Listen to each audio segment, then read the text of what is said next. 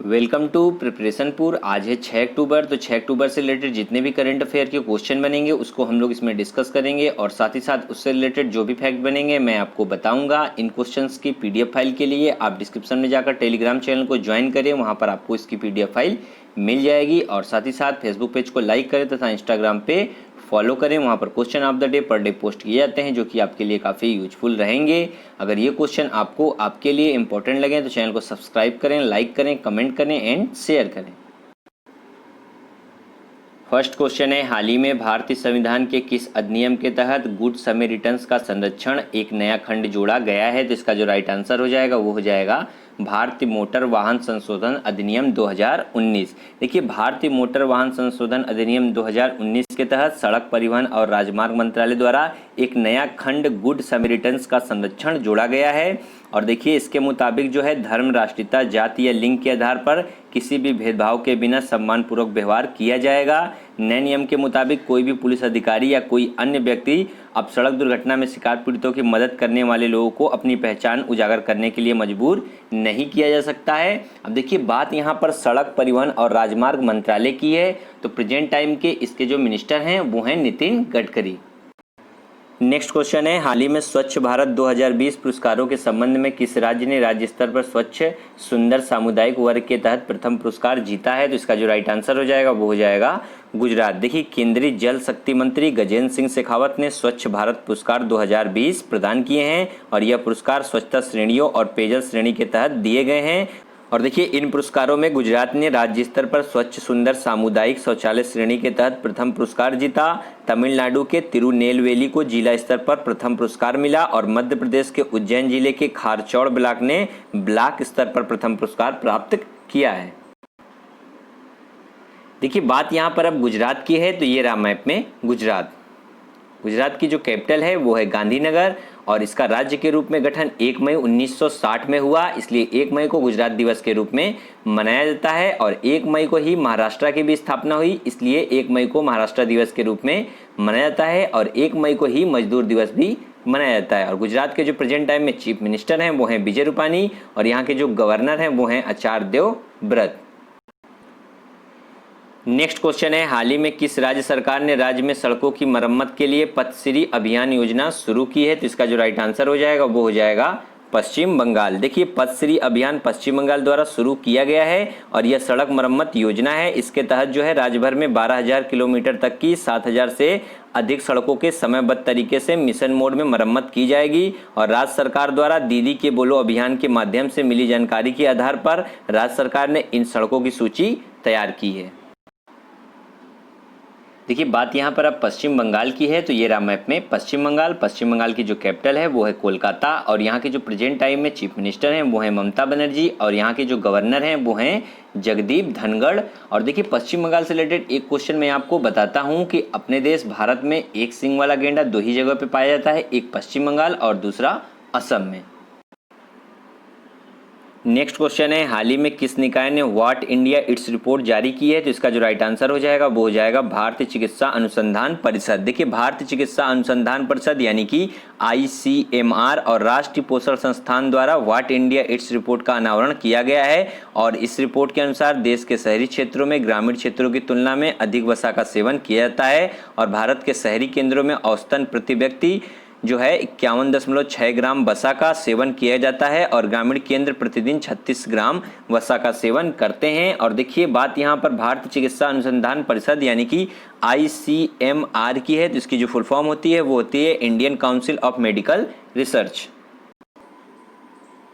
Next question है, NASA ने भारतीय मूल की किस दिवंगत अंतरिक्ष यात्री के नाम पर एक वाणिज्यिक अंतरिक्ष यान लॉन्च किया है? तो इसका जो राइट आंसर हो जाएगा वो हो जाएगा कल्पना चावला। नासा ने भारतीय मूल की दिवंगत अंतरिक्ष यात्री कल्पना चावला के नाम पर एक वाणिज्यिक अंतरिक्ष यान लॉन्च किया है। इस अंतरिक्ष यान ने अंतर्राष्ट्रीय अंतरिक्ष स्टेशन के लिए 4 टन कार्गो का परिवहन किया है। इस अंतरिक्ष यान का निर्माण एक वर्जीनिया वेस्ट कंपनी नॉर्थार्थ ग्रुपमैन द्वारा किया गया है। यह एक एरोस्पेस और रक्षा प्रौद्योगिकी कंपनी है।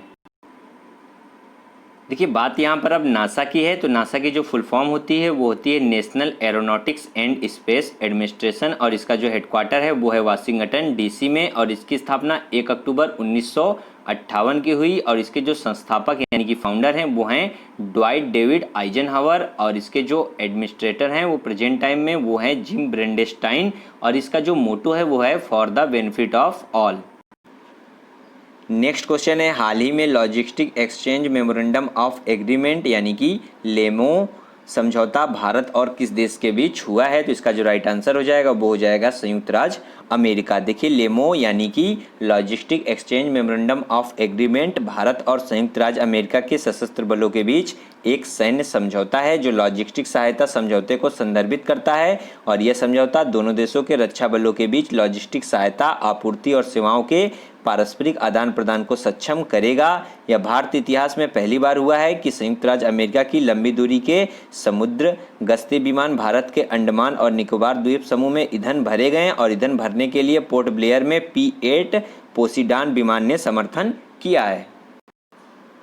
अब देखिए बात यहाँ पर संयुक्त राज्य अमेरिका यानी कि यूएस की है, तो ये रहा मैप में यूएस की जो कैपिटल है वो है वाशिंगटन, और यहाँ के जो प्रेजेंट टाइम में प्रेसिडेंट हैं वो हैं डोनाल्ड ट्रंप, और यहाँ की जो करेंसी है वो है United state dollar.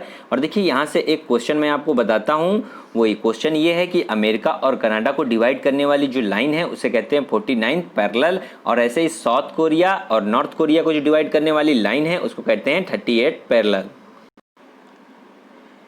Next question है, हाल ही में किसने वायुसेना मुख्यालय में वायु भवन के प्रभारी कार्मिक यानी कि AOP का पदभार संभाला है, तो इसका जो राइट आंसर हो जाएगा वो हो जाएगा एयर मार्शल RJ डकवर्थ। देखिए एयर मार्शल RJ डकवर्थ ने वायु मुख्यालय वायु भवन में AOP का कार्यभार संभाला है। इन्हें 29 मई 1983 को भारतीय वायुसेना में एक लड़ाकू पायलट के रूप में नियुक्त किया गया था। इन्हें MiG-21 और MiG-29 लड़ाकू विमानों के उड़ान का अनुभव है। इन्हें 2008 में विशिष्ट सेवा पदक से सम्मानित किया गया था। देखिए बात यहाँ पर अब इंडियन एयरफोर्स यानी कि भारतीय वायुसेना की है, तो इसकी स्थापना 8 अक्टूबर 1932 में हुई, इसलिए प्रत्येक वर्ष 8 अक्टूबर को वायुसेना दिवस यानी कि एयरफोर्स डे मनाया जाता है, और इसका जो हेडक्वार्टर है वो नई दिल्ली में है, और प्रेजेंट टाइम में इसके जो एयर चीफ मार्शल हैं वो हैं राकेश कुमार सिंह भदौरिया, और इसका जो मोटो है वो है नभः स्पर्शम दीप्तम। और देखिए पहले वायुसेना अध्यक्ष जो थे वो थे सर थॉमस वॉकर एल्म्सहर्स्ट।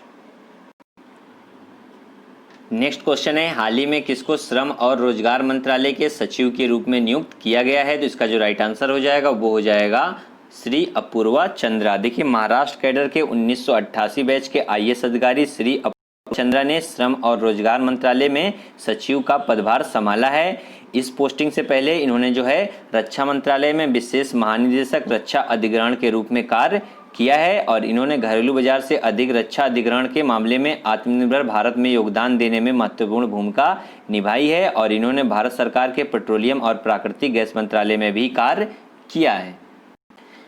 और देखिए बात यहाँ पर श्रम और रोजगार मंत्रालय की है, तो प्रेजेंट टाइम में श्रम और रोजगार मंत्रालय के जो मिनिस्टर हैं वो हैं संतोष गंगवार।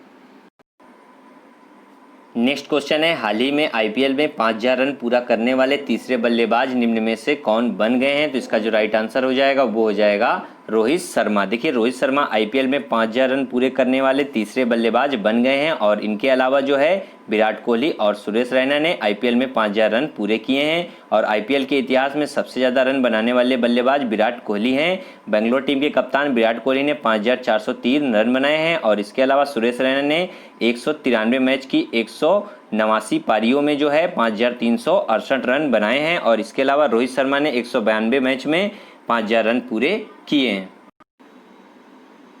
नेक्स्ट क्वेश्चन है, हाल ही में भारत और किस देश ने मोटर ईंधन के रूप में प्राकृतिक गैस के उपयोग पर एक वेबिनार का आयोजन किया है, तो इसका जो राइट आंसर हो जाएगा वो हो जाएगा रूस। रूसी संघ के ऊर्जा मंत्रालय और पेट्रोलियम और प्राकृतिक गैस मंत्रालय के तहत यह आयोजन किया गया है, और परिवहन में प्राकृतिक गैस के उपयोग के लिए रूसी संघ के ऊर्जा मंत्रालय और पेट्रोलियम और प्राकृतिक गैस मंत्रालय के बीच एक समझौते ज्ञापन पर हस्ताक्षर किए गए हैं, और इसके 2 तकनीकी सत्र हैं, वो है परिवहन ईंधन के रूप में तरल प्राकृतिक गैस यानी कि LNG और परिवहन ईंधन के रूप में संपीड़ित प्राकृतिक गैस यानी कि CNG। और यह वेबिनार भविष्य में परिवहन ईंधन के रूप में LNG और CNG के उपयोग के लिए एक उत्प्रेरक के रूप में कार्य करेगा।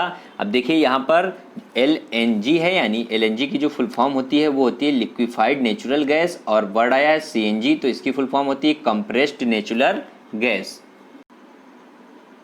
देखिए बात यहाँ पर अब रूस की है, तो ये रहा मैप में रूस जो है क्षेत्रफल की दृष्टि से दुनिया का सबसे बड़ा देश है और यह जनसंख्या की दृष्टि से छठे स्थान पर आता है। और यहाँ की जो कैपिटल है वो है मॉस्को, और यहाँ के जो प्रेजेंट टाइम में प्रेसिडेंट हैं वो हैं व्लादिमीर पुतिन, और यहाँ के जो PM हैं वो हैं मिखाइल मिशुस्टिन, और यहाँ की जो करेंसी है वो है रशियन रूबल, और यहाँ की जो पार्लियामेंट यानी कि जो संसद है वो है ड्यूमा, और ऐसे ही जापान की जो संसद है उसका नाम डाइट है।